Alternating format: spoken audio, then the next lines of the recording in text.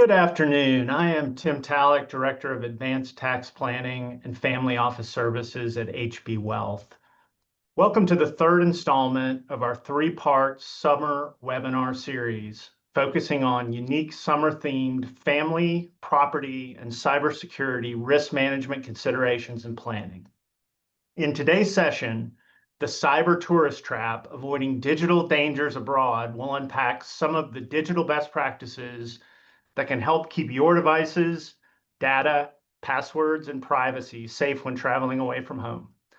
Much of what we discussed today is equally applicable when traveling domestically. However, there are unique considerations and tactics to deploy when traveling outside the United States. Leading our session today, we are grateful to partner with Sarah Rosen, Managing Director at BlackCloak, a strategic partner of HB Wealth, an industry-leading provider of personal cybersecurity and digital privacy consulting services for private clients. Sarah brings unique perspectives and deep expertise, working exclusively with families and family offices, solving for their cyber risk prevention, and in the unfortunate case of an incident, remediation challenges. The intent of today's session isn't to frighten everyone, but rather to enlighten everyone. Hopefully, every attendee takes away at least one digital behavior or best practice that lessens the odds of falling victim to cybercrime. So let's get started. Sarah, welcome. We're so glad you could join us. Maybe you could set the stage and tell us a little bit about yourself and BlackCloak. Absolutely. Thanks, Tim. And it is a pleasure to be here. So, as you mentioned, my name is Sarah Rosen, and I run the private client services at BlackCloak. Now, BlackCloak provides digital privacy and cybersecurity for high net worth and high profile individuals in their personal lives. So we're talking home computers. We're taking the best practices that folks in business have worked out, and we're helping apply them directly to families. I've been in the broader cybersecurity technology world for a number of years. Before BlackCloak, I was working directly with heads of information security, who are traditional buyers of cybersecurity to date. And I certainly jumped at the chance, as BlackCloak is quite novel in our bringing this sort of knowledge and best practices to families directly. So I jumped at the chance to have the ability to make that transition. And part of that is helping to articulate these very technical concepts in very basic terms. And I hope to do that today. Well, Sarah, we certainly are glad you're here, and we know a lot of cyber risk happens between home office, home vacation house, home remote destination. So I think this topic's really timely and ties into our summer theme nicely. So I've got a few prepared questions I thought I would throw your way, and maybe we can handle some foundation setting, just kind of defining what it is we're actually dealing with here, and talking about some of the real practical solutions and best practices out there to help mitigate this risk. So generally, why are high net worth families a target for cyber criminals? So there's obviously the obvious answer, right? High net worth families have assets that Where the loot is, right? That's where the loot is. Exactly. People want your money. So why you rob the bank, right? Same idea. But I think more specifically, understanding the point of view from the bad guys, how they think and how they regard this group of families and individuals is really important. And so to define cybercrime, let's take a step back, because a lot of what you'll read online or see in the news, again, it sits with this chief information security officer. And so it's in a language that's very business savvy and more specifically like cybersecurity tech savvy. And so let me define what cybercrime is first and foremost. So in its simplest form, there's a bunch of seemingly innocuous information about all of us, and it exists on the internet. It also exists on the dark web, if you've heard of the dark web. And bad guys are using all of that information to try and trick you. So they're trying to trick you into giving them your credentials. They're trying to trick you into downloading something onto your device that allows them access to more information. But step one is really having access to information about you allows them to then trick you and get access to wherever the assets exist. let's assume it's going to be a bank account for our example here. And then ultimately they're able to pull off the heist. And I'm very deliberate in using the word heist because it's important to know that there's a different type of cyber criminal that is targeting these individuals. I think we're all familiar with, certainly I am, a text message that tells me the highway patrol is going to pull me over if I don't pay $250.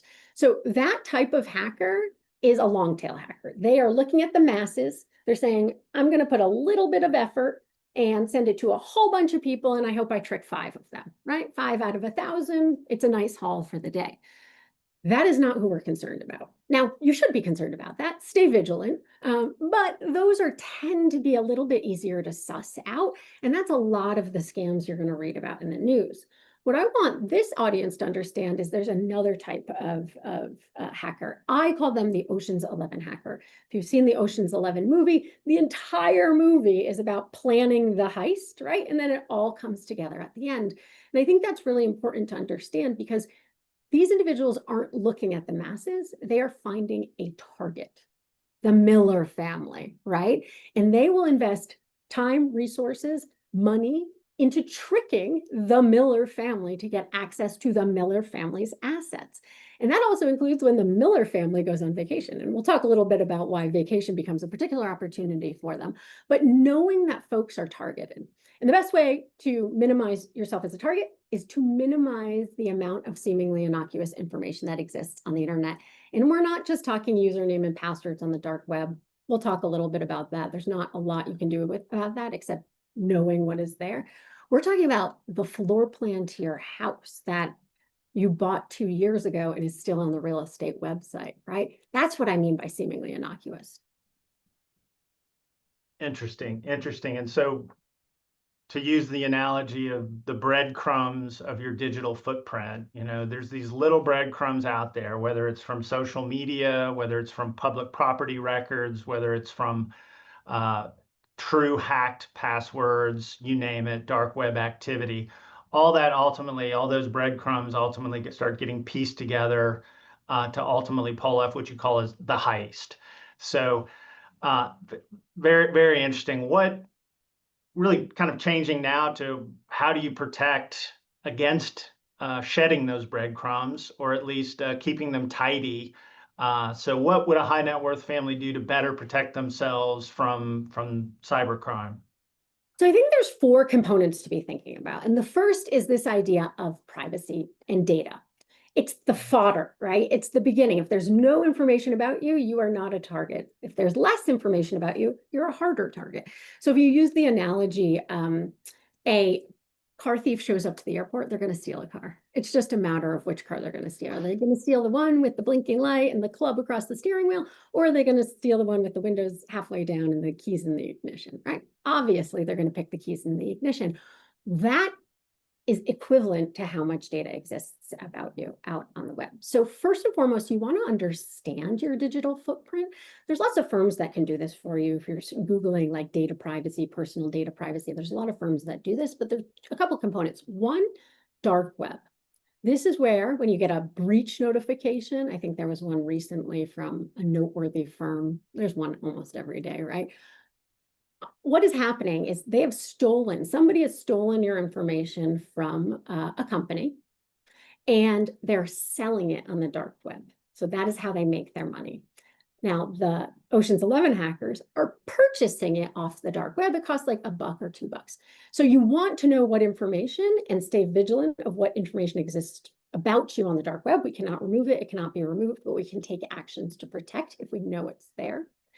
The other big area within the traditional internet is something called a data broker. And what data brokers do is they're aggregating our information. If you've ever Googled someone like, oh, I wonder what Sarah Rosen's address is because I want to send her a Christmas card, and you Google her, and there's a bunch of opportunities to pay $1.99 and learn everything about Sarah. We've probably all seen that in our Google search. That's a data broker. And if you've ever paid the $1.99, they don't just have my address. It is, 20 years of information they've been buying from various sources about me, going all the way back to like AOL days, right? And so scrubbing your information off that data broker almost impossible to do as an individual. You definitely need to sort of solicit a vendor to help with this. But those two actions alone are going to massively reduce your digital footprint. The next thing you need to think about is your devices. So you've got phones, you've got laptops, you've got iPads, right? And those devices contain really good information that they can use to pull off the heist. And so they really want to get on your devices. And there's traditional antivirus. It's great. If you have nothing, it's better than nothing. And then there's enterprise grade antivirus. This is what every company, including HP, uses to protect their firms. And there's sort of nothing in between. And the difference between the two, to use an analogy, traditional antivirus, they're looking at historically how the bad guys acted and trying to catch them. So let's say the bad guy, in this analogy, there's an individual on a ladder on the second story of my house at 2 a.m. in a black hoodie, rattling the door, rattling the window. Probably a robber, right? Sounds a lot like a robber. And traditional antivirus will say, that's a robber. We know that because we've seen that before. What if the robber puts on a yellow hoodie instead of a black hoodie? Traditional antivirus won't catch that, but enterprise grade antivirus will. BlackCloak offers enterprise grade fire. It's hard to get access to, but just to understand, you're about 60% protected with the traditional antivirus. So it's good. It's better than nothing. But again, when we're thinking about these Ocean 11 hackers, we might want to up the ante in protecting, and a lot of it's protecting ourselves, right? Like you are accidentally going to download something onto your computer that gives them access because they successfully tricked you. Enterprise grade malware is going to help to anti-malware. I apologize. I've been saying malware. This is all anti-malware. Anti-malware is going to help in that scenario. Well, these are all interesting, fascinating building blocks. I think we are all at least, kitchen table or barroom stool conversant in some of these things. We're sold software every year. Some of it's on auto renewal. So how do we start to think about taking the building blocks of just a day in the life cybersecurity and apply that to kind of the unique risks of travel where people are where are people most vulnerable of becoming a victim of cybercrime when they're on the road? Sure, absolutely. This is a really lucky day for the bad guys when you travel for a couple of reasons. Number one, when you're in transit, you're most likely going to be accessing Wi-Fi from unknown sources, right? It says San Francisco SFO Wi-Fi. Is it really SFO Wi-Fi? And so that opens a huge opportunity. And what they're really looking for in the data realm is they're saying, at what point in this transit can I get more good information about these guys? Second is when you go to another country, you kind of expect unfamiliarity, right? If I'm in Thailand and I Google a restaurant and their website is a little what I'd consider janky from American standards, I might pass it off and be like, well, it's Thailand. Maybe they're not as advanced. And so your standard's a little lower, right? You're a little, excuse me, less likely to catch something that looks off because you're not exactly familiar with what off is. The third reason that bad guys love it is you're away. You are not at your house. Now, if they've already been successful in accessing your device, they probably also can access your calendar so they know you're away. Or you're telling them on social media, which hopefully most people know not to post your location while away, to do it afterwards, but you're away, right? Leaving your physical home and your home Wi-Fi sort of unattended too. And then there's the obvious. When we think about some of the more controversial countries, I guess, as an American, there might be benefit for them to have some nefarious data collection on the government level, right? We're not really, our services protect against that. We're really not concerned about that in terms of nation state aspects. Most of what we're looking for is financial gain. So I should not have posted that we're at this lovely resort on this lovely lake on our family Facebook account while we're actually here enjoying this sunshine and basking lakeside. Is that what you're Watch telling me? out. There's going to be somebody on a ladder in a black hoodie or yellow hoodie rattling your windows. Okay. So I'm going to make a note of that. So as we're thinking about mitigation tactics when we are traveling? You just went through a laundry list of things to do, really, as you're preparing, things not to do or do as you're preparing to travel. What about when we're on the road and we're checking into the hotel or the Airbnb, or we're seeing, those distant, I don't know if there's such a thing as a fifth cousin in Germany, but let's call it a fifth cousin in Germany. What should we be thinking about once we're there? Sure. And before we jump to being there, there are a few specific recommendations I would have in the category of before you go. Okay. So you are planning your trip, you're getting ready. First and foremost, research your destination. And if you're going to Thailand, I am sure you've researched the hotels and the restaurants and all of the other aspects of it, but research it from the perspective of cybersecurity and scams. What are the local scams? Be aware of sort of regionally how people are pulling off these elements. And if you Google your hotel in cybersecurity, for example, do some basic research so that you can understand what you should be knowledgeable about. The other is secure your devices. Best option, burner phone. Leave any device home.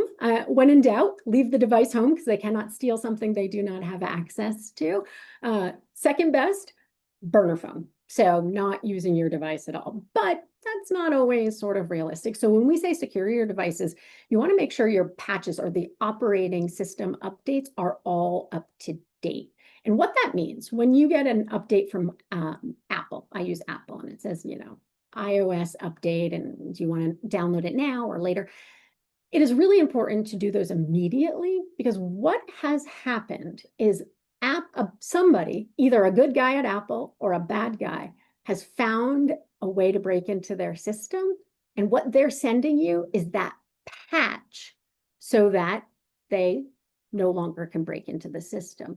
But the time between them sending you the patch and you actually doing the patch, it's free reign for the bad guys, right? So expediency is really important there. You want to make sure you have strong passwords, and the best possible as we think about sort of multi-factor authentication is around biometrics. Can you use a face scan? Can you use a thumbprint? So strong passwords, and when we say strong passwords, and we can talk about the dark web ad nauseum, reusing any form of an old password is not suggested. These guys have tools to figure it out. So if you're Fuzzy Bunny and you say, ha ha ha, we're going to be Fuzzy Bunny 1997, they'll be able to crack that pretty easily. The last, and this kind of gets at password hygiene. Best case scenario, you're using a password manager, and then the information is encrypted and you have a strong password because they're generating them. They are a little bit cumbersome to set up, but once you get them set up, they're really usable. And I highly recommend them, particularly if you're in a multi-generational family and you've got folks who are sort of in the octogenarian level. They tend to be targeted twofold because there's a perception they're more easily tricked because less familiar with technology. And that's an instance where you definitely want to put a password manager, regardless of travel or otherwise. And can I interject at least what I've been counseled and told, and what we apply at an enterprise level is truly a password manager, not a way to save your password into your internet browser, right? And I know Google has a password manager. I know Microsoft has a password manager. Some of the other Firefox and other browsers have that password functionality, and it's extraordinarily convenient to sit down and be able to jump right into whatever it is you want to jump into. But I've been counseled against using those. Is that a best practice?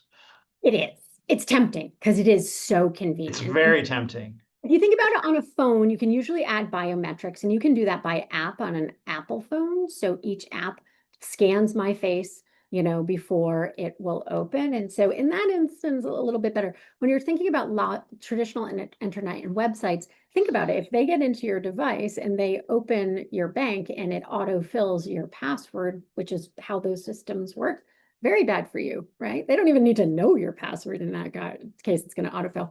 We recommend something called 1Password. That's the type of password manager, but any password manager is good. And Tim, you bring up a really great point. So let's say you do have autofill on and you don't even know how many sites you have it on because like I have a few, I'm sure, that are out there, Nike.com, that I just am not even aware they're there. What you can do is log out. So if you have your bank sort of open and it can leverage that password element, completely and fully log out of sensitive accounts. And sensitive accounts are financial, health related, because they can be used for extortion purposes, is what we see, social media, and each of those, you're most likely going to have 4 or 5 different accounts associated with it. So generally, there's about 12 crucial accounts you want to log out of. Thank you. Thank you for the clarification there, because I do find myself, I'm aging. I find myself becoming my parents, and the ease at which to sit down at the keyboard and go click, click, click, and have access to everything I need on my home, feeling safe in the confines of my own home or even a hotel room. I'm very, very tempted to use that autofill feature and not go through those steps of actually logging out. Even though I may have the two-step authenticator on, those passwords are still in that web browser. So this is not a thank you best for that. practice. This is not a best practice and maybe a provocative statement, but I would argue keeping your passwords in a mug, in your home, on sticky notes is more cyber secure than using those autofills. Because somebody has to break into your home, maybe if you live alone, we'll add that sort of detail to it. One other great tip, and this is sort of easily done in your settings, is to disable Wi-Fi auto connect. Most of us have Wi-Fi auto connect on because we use Wi-Fi. You go to an airport, you want to disconnect the Wi-Fi auto connect. So if you've done these things, you're ready for your trip. Let's get on the plane and let's go. So I know I've been guilty of pinching pennies traveling abroad with my 3 teenagers, and we all know in pinching pennies, I mean not paying for the month of international service from Verizon that is available, and I would venture to guess much more secure than having 3 teenagers wandering through the streets of Paris, connecting to any random Wi-Fi that they may come across, and loving every second of it because they can quickly connect and get some texts in. So you're telling me I need to pony up and pay for something more secure when traveling. It is. And that's sort of the transit factor, right? So on the trip, now we're on our trip. When you're in transit, airports, hotels, or otherwise, Wi-Fi's are extremely unsecure. So you say, but I'm at a JW Marriott, right? And JW Marriott would secure their Wi-Fi, and you're correct, JW Marriott would. However, there might be somebody who came in and added a Wi-Fi network that's JW Marriott exclusive guest. And you're like, I'm an exclusive guest. Thank you, JW Marriott, right? And you're easy to click on it. So it's very hard to determine if you're actually on a Wi-Fi that is in fact cyber secure. Our recommendation, a hotspot. So paying your carrier, you're probably going to have to add some additional data, research sort of in country as well, but that's the best case scenario. Another approach is to have a VPN, and you want to have a VPN on all devices, so including phones. And what a VPN is basically kind of like, you can think of it as a tunnel, right? And you're trying to go to your bank website, but you're in Thailand. It kind of creates a secret road for just your data to go directly to the bank. So that's how VPNs, in a very simple terms, work. A couple of other things to consider. There's this fraud, and as phones get more sophisticated, I think this becomes more sort of possible, where people can kind of brush next to you and get your credit card information. We've heard that, right? And potentially on your phone. So you also want to use RFID protectors for both your passport and your credit cards. They're simple, they're easy, they're cheap. It's pretty minimal, and it kind of saves from a big headache. In the same regard, there's something called a data broker. Let's see if I can, it looks like this. So it looks like a USB port, but it's not a, USB port. It allows you to charge your device at a public station. Needless to say, you should never charge your device at a public station. You have absolutely no idea what you are plugging into. And the way that works is power can go to your phone, but data can also leave your phone. What a data broker does, and these are like $4 or $5, very inexpensive. If you plug this in, This one's USB to USB-C. So I plug it in, I find a public charging, and I really need to charge, and I plug it in. USB on one side, I plug my cord in the other, always use your own cord, my phone on the other end, and it only allows power to go in one direction. It does not allow the data to go back in the other side. So you're safe and secure in that regard. So for instance, back to picking on my teenage kids, I'm sorry, but we can't get in an Uber in another city without them stealing power from the poor Uber driver in the car, jamming that lightning cable into their iPhone and getting as much power as they can because they're going to go burn through it somewhere else. I can imagine there's a slightly different risk profile when you're in the back, to borrow your Thailand example, you're in the back of the tuk-tuk, and the tuk-tuk has a couple of dangling cables for your Google or Apple phone. This type of device you just talked about should block any data transfer. And if you have to charge in the tuk-tuk, then you would use something like this to securely get power. Very good. Absolutely. That's And think excellent. like a bad guy. So I'm a bad guy and I want to get a lot of information. Maybe I become an Uber driver and I stick some power in the back and Mhm. see what I can come up with, right? Like think like a bad guy.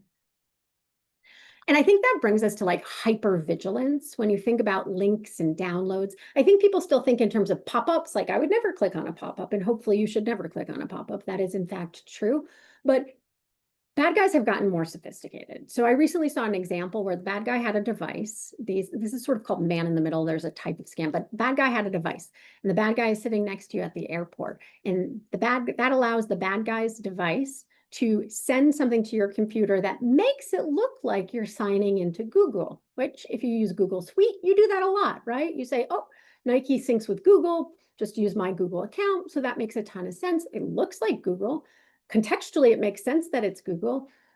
You would have absolutely no idea there's a bad guy next to you, right? Who's now capturing your information. Maybe afterwards when it doesn't do what you would expect it to do. But being super hyper vigilant about emails and texts and links, particularly when you're traveling, I think is highly recommended. If it's all right with you, Sarah, we've got a few live questions coming in, and I know we talked about before the call that we weren't going to be able to get to live questions, but I think we're running a little bit ahead of schedule. So I thought I would throw a few fastballs at you and just put you on the spot. So Okay. prepare yourself. Here are a few live questions. What about doing business or working with banks in other countries? Can you speak to ways to ensure you find valid financial institutions to deal with abroad or on longer stays? And I think this gets to the scenario we talked a little bit about, like, do you go to the city ATM, or do you go to the ATM at the Circle K that's got Pac-Man and Donkey Kong on the side of it with no name brand, right? Trying to find and I think it goes a little bit to your comment about local customs, research where you're headed, what are the primary institutions? I don't want to steal your thunder, but No, absolutely. And so banks are secure. And I recommend you go to a bank that has a brand name, right? And it might not be an American bank, but you're kind of familiar with the local sort of primary banking vendor. Banks are secure. They have to be. There would be a problem. So it's not the bank that's the problem. So let me give you an example. You don't want people to log into your bank account on your Wi-Fi, right? And it's not the bank that's making that insecure. It's actually the bad guys trying to trick you into giving them the credentials. So I think if you're walking in and talking to a teller and you're using sort of a retail brand you're familiar with, no problem. With ATMs, there's an extra layer. So the way the bad guys work with ATMs is either they give you a bad ATM, right? And they kind of look janky and weird. Avoid those in the US as well. But you also have to be aware is they will in a retail location, because usually they have an ATM that's sort of partially accessible if you have a card, right? They might put something on that ATM that looks like a card reader. And so they are tricking you into putting your card almost into the wrong slot. So when you're using a bank ATM, just be hyper vigilant. Sort of look at the whole thing before you sort of quickly put your ATM in. They're looking for those. They remove them as quickly as they see them. But just being aware there might be an extra little slot there that shouldn't be there. And if you look critically at it, you'll get a good idea. And so if you sort of follow those two elements, you should be fine with actual live banking in that country.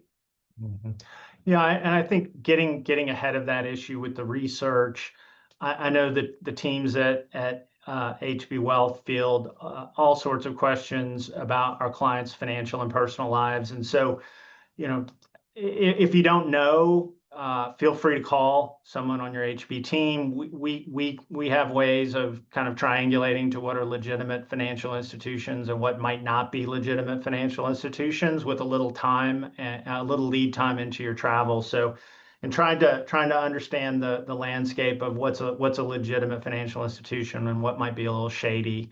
I think we can certainly lend a hand there. If you're ready for another one, Sarah, and I haven't traumatized you Bring it on. with real time questions, are there any over-the-counter enterprise grade antivirus applications that Sarah would recommend? She seemed to indicate they're hard to find unless you go through a provider like BlackCloak. Yeah. So the answer is no, there isn't. And let me tell you why. So the enterprise grade antivirus is doing unique, it uses AI to do analysis on what is happening on your device to identify something that looks mysterious. And in order to run these systems, it requires a team of at least 10 people because there's ongoing monitoring. There's a human element of sort of quarantining what looks bad. And so 10 people allow you to do a 24-hour operation to actually run this system. So there isn't anything between enterprise and consumer at this point. But there are firms like BlackCloak. I'm not familiar with any others, but firms like BlackCloak do take that concept. We use an enterprise grade. We have a team of 10, and we're enabling consumers to have that same level of protection. Thank you for taking those live audience questions. We certainly appreciate it. So, and we could not have teed up kind of the segue to our agenda any better. The next question really that I was going to ask is, you know, how does BlackCloak increase cyber protection for my family when we're about to travel? I mean, what are we going to do? We talked about a lot of the general best practices, but working with a BlackCloak or other private client, individual cyber specialist. I mean, how do I not just protect myself with duct tape and paper clips, but rather, you know, Kevlar. We want the real thing. So all of these recommendations I just made are all to-dos, tasks, right? Like get a data broker, do a password manager. Like it's a lot of heavy lifting, and that's why people don't do it, right? It's understandable. So the benefit of BlackCloak is having somebody who can do a majority of the work for you. But more specifically, before you go on your trip, we have a team of 50 concierge individuals, all privacy, fraud, and cybersecurity professionals in some sort. We'll have a half-hour conversation with you, and we'll explain the scams or other regional elements you should be concerned about, right?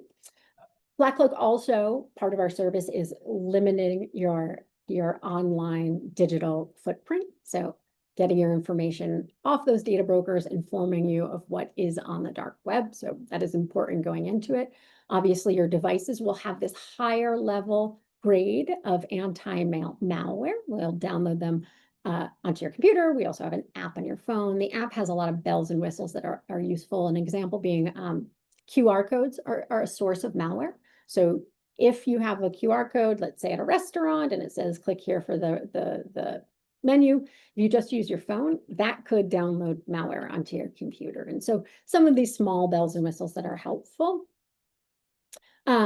Wi-Fi, we focus on home Wi-Fi. So we can give you recommendations about using Wi-Fi in transit. We can give you some subject matter expertise where we know maybe there's like agents in the basement of the hotel in certain countries. But our focus is really on protecting the home Wi-Fi to make sure when you're home, not away, that it's secure. And then as you're traveling, should you have an issue, should you get a link that looks weird, should you maybe click on something you shouldn't have, our team of concierge team is available 24/7. So you can give them a ring and sort of quickly get a response to or remediation for something that may have happened while traveling.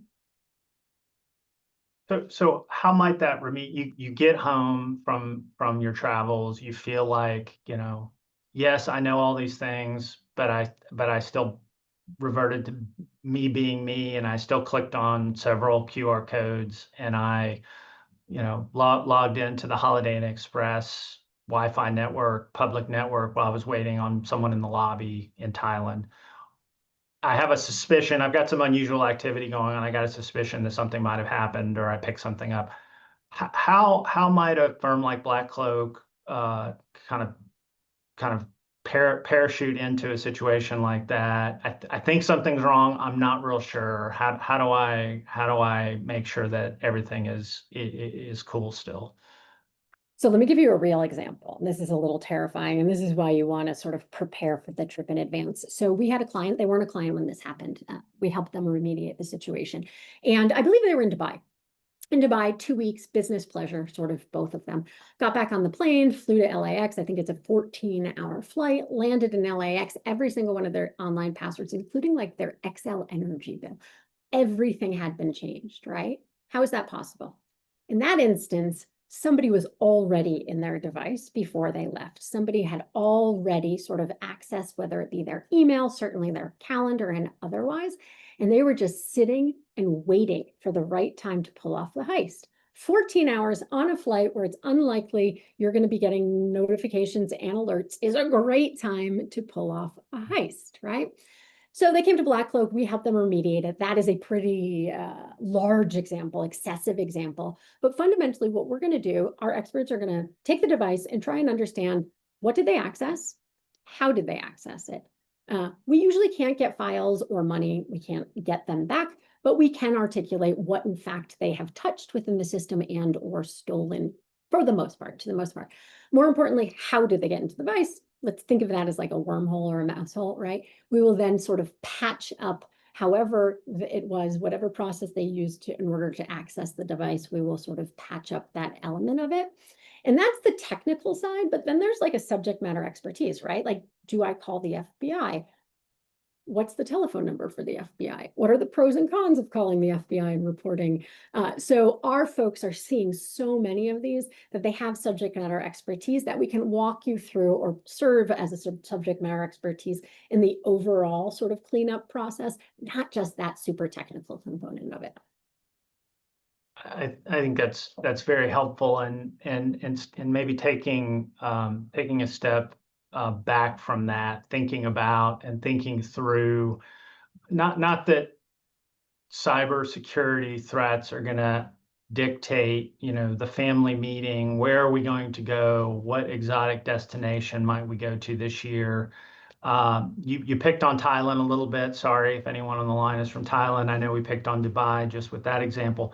But are there certain overseas, certain countries and jurisdictions that have Black Cloak's radar up, that clients should really take this threat seriously? Not that you shouldn't take it seriously whenever you're in an airport, but are there particular jurisdictions where there's been more activity than others?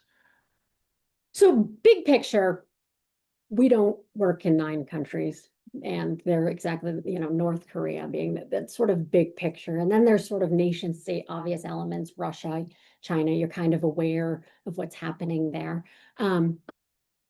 We are then also tracking sort of scams and otherwise more regionally and more specifically. So right now, there is no specific example that I would give you about an area that isn't safe, but they do happen, right? They do come and go. And for a couple months, this, from a cybersecurity standpoint, isn't a great place to be. Not to say you shouldn't go, but being aware when you get there.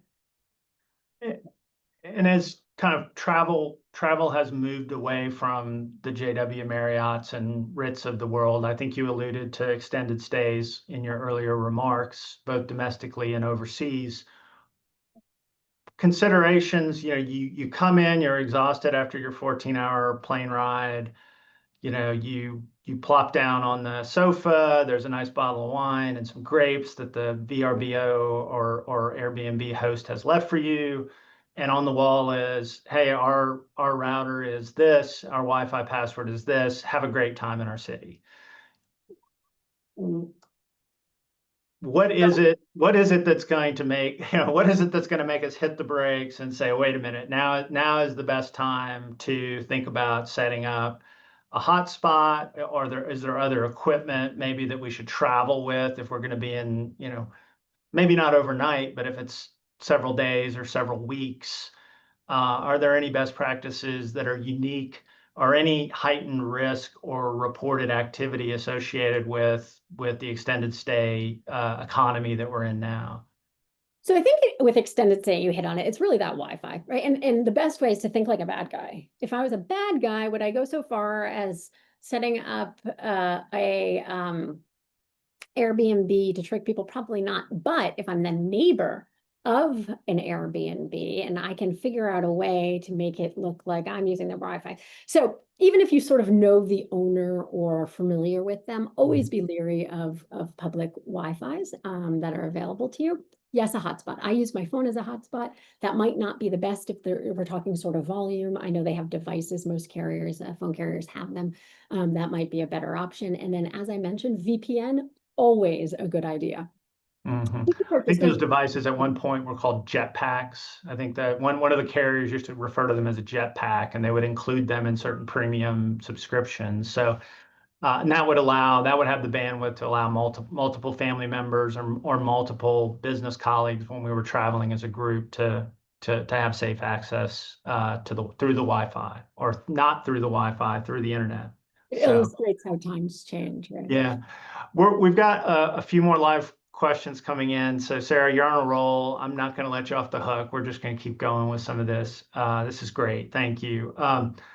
And this has come up with my teenagers as well. Hey, we're in WhatsApp, so we're 100% encrypted and safe, and we don't have to buy the Verizon travel plan. We can communicate through WhatsApp. And that seems to be one of those global freeware standards since I guess since not Microsoft, since Meta acquired it. I think it's become pretty prevalent around the world. Is that something that you can comment on? It's good.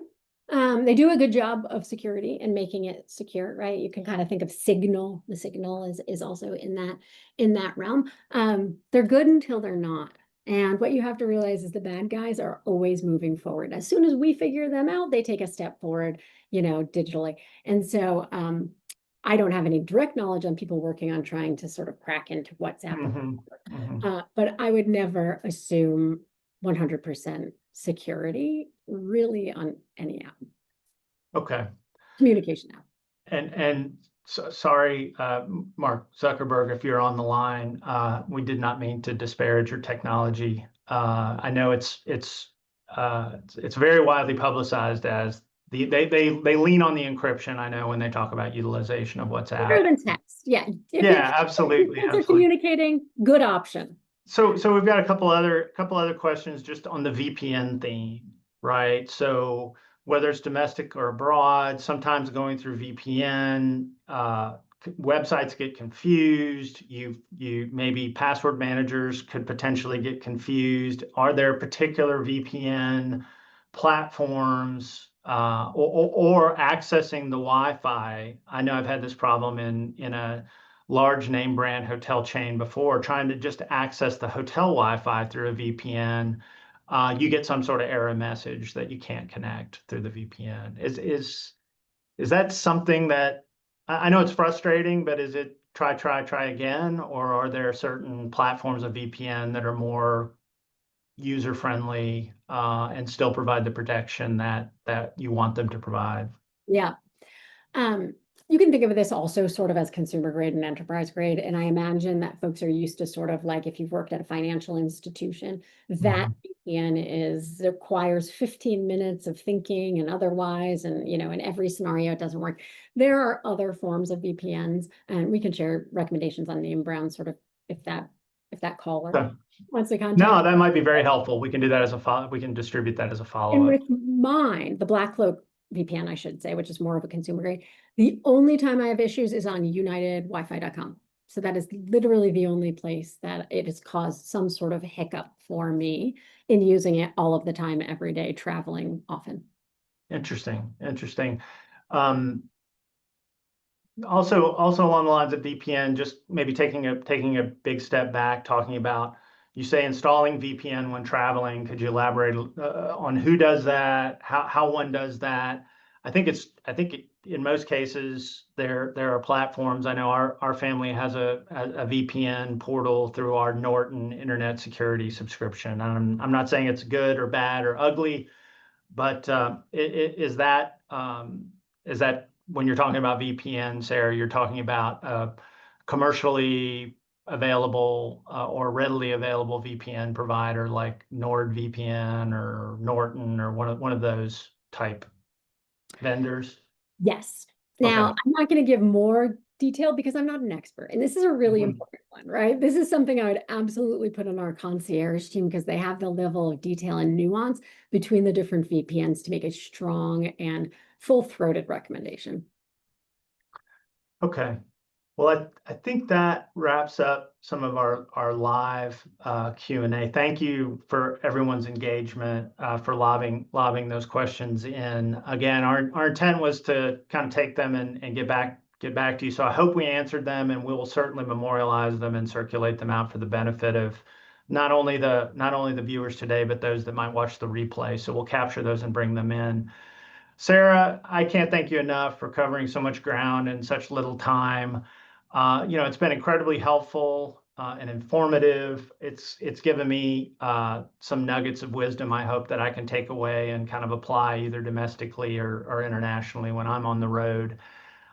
In closing, we really couldn't, I think we scratched the surface. I think you could probably, like you said, you have a concierge staff or other providers can really dig in and get into the side-by-side comparisons of technologies, platforms, jetpacks, if they still exist. Maybe those things are gone now. They call them something else. But we couldn't cover everything. But we would ask the audience, this is something that HP Well takes very, very seriously. We take it very seriously at the institutional level in safeguarding your personal information, your financial information. And we talked early on in the session about gaps. Thinking about working on your digital hygiene, your cybersecurity to fill gaps, whether it's travel related, whether it's thinking about how you might be exposed from taking work home from the office and then back to the office, but just thinking about all those various blind sides in how you engage with your data in various scenarios, I think is really the key takeaway here. Just being a little more conscious and intentional around how you engage. With that said, I think please, we encourage you to engage your HB Wealth team to address any unique fact patterns, or if you have lingering questions that you didn't want to ask, or you felt bad for Sarah that we were throwing fastballs at her, whatever the case might be, you can direct those through your team, whether you have questions, concerns, or any follow-ups. We can also provide, HB Black Cloak as a partner of ours, we can provide additional educational materials, collaborate with any existing cyber advisors you may already have engaged that you're working with, or as necessary or needed or wanted, happy to make the introduction and connect you directly with the great folks at Black Cloak.